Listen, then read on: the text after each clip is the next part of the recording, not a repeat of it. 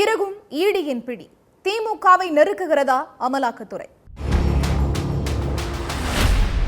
தமிழ்நாட்டு அரசோட நகராட்சி நிர்வாகம் மற்றும் நீர் வழங்கல் துறையில மேற்கொள்ளப்பட்ட 2538 பணி நியமனங்கள்ல முறைகேடு நடைபெற்றிருப்பதாக அமலாக்கத்துறை குற்றம் சாட்டியிருக்கு. அமைச்சர் KN நேரு மற்றும் அவருக்கு தொடர்புடைய இடங்களில் நடைபெற்ற சோதனையில ஆவணங்கள் கைப்பற்றப்பட்டதாகவும் இது தொடர்பா முறையாக விசாரணையை நடத்த கோரி தமிழ்நாடு காவல்துறை தலைமை இயக்குநருக்கு அமலாக்கத்துறை கடிதம் எழுதியிருக்கு. மேலும் இந்த பணி நியமனத்துக்கான தேர்வு நடத்திய அண்ணா பல்கலைக்கழக அதிகாரிகள் மீதும் விசாரணை நடத்தணும்னு அதுல குறிப்பிடப்பட்டிருக்கு. தமிழ்நாடு சட்டப்பேரவை தேர்தலுக்கு இன்னும் 6 மாத காலமே இருக்கிற நிலையில அமலாக்கத்துறை புதிய வழக்க கையில எடுத்திருப்பது அரசியல் வட்டாரத்துல கவனம் பெற்றிருக்கு. தமிழ்நாடு DGPக்கு எழுதின கடிதத்துல என்ன சொல்லப்பட்டிருக்கு?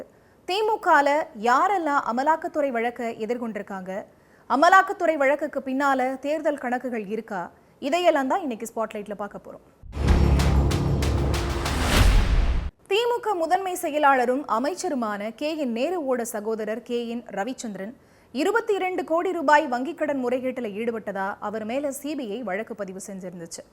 அந்த வழக்கின் அடிப்படையில் KN ரவிச்சந்திரன், KN நேரு, நேருவின் மகனும் MP-யுமான அருண் நேரு ஆகியோர் வீடு, அலுவலகம் மற்றும் அவர்கள் தொடர்புடைய இடங்கள்ல கடந்த ஏப்ரல் மாதம் அமலாக்கத்துறை சோதனை நடத்துச்சு.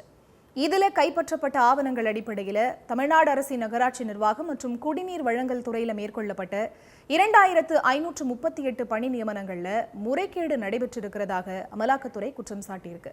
இது தொடர்பாக விசாரணை நடத்தணும்னு தமிழ்நாடு DGPக்கு கடிதம் எழுதியிருக்க அமலாக்கத்துறை ஒவ்வொரு பணி நியமனத்துக்கும் 25 லட்சத்திலிருந்து 35 லட்சம் ரூபாய் வரைக்கும் லஞ்சம் பெற்றிருக்கிறதாக தெரிவிச்சிருக்கு.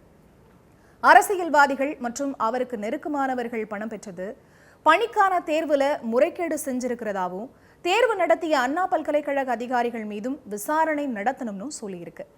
DGPக்கு எழுதப்பட்டிருக்க 232 பக்க கடிதத்துல இந்த முறைகேடுல தொடர்புடையதா சந்தேகிக்கப்படுபவர்கள் பட்டியலையும் முறைகேடு நடைபெற்ற விதத்தையும் அமலாக்கத்துறை விளக்கி இருப்பதாக கூறப்படுது.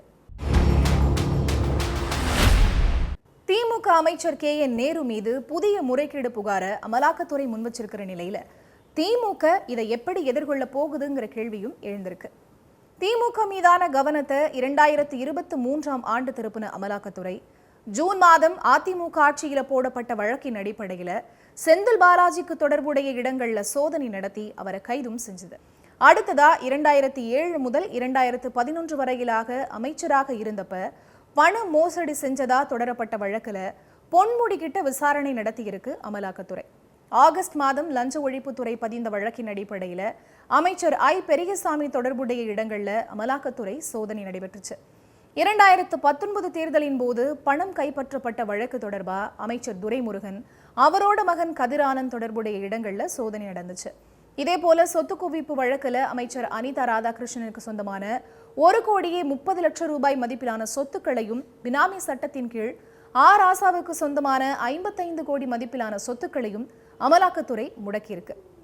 அதே போல திமுக MP ஜெகத் ரட்சகனுக்கு சொந்தமான 90 கோடி ரூபாய் மதிப்பிலான சொத்துக்களும் முடக்கப்பட்டிருக்கு.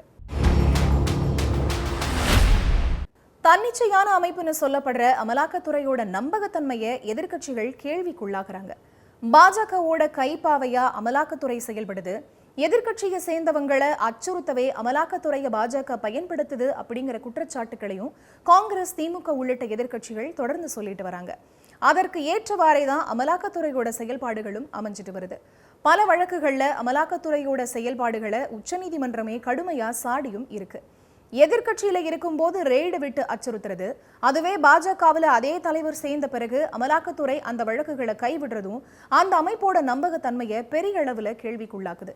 அமலாக்கத்துறை தண்டனை பெற்று தந்த விகிதமும் ரொம்பவே குறைவா இருக்குங்கிறது பாராளுமன்றத்திலேயே மத்திய அரசு ஒப்புக்கொண்டும் இருக்கு.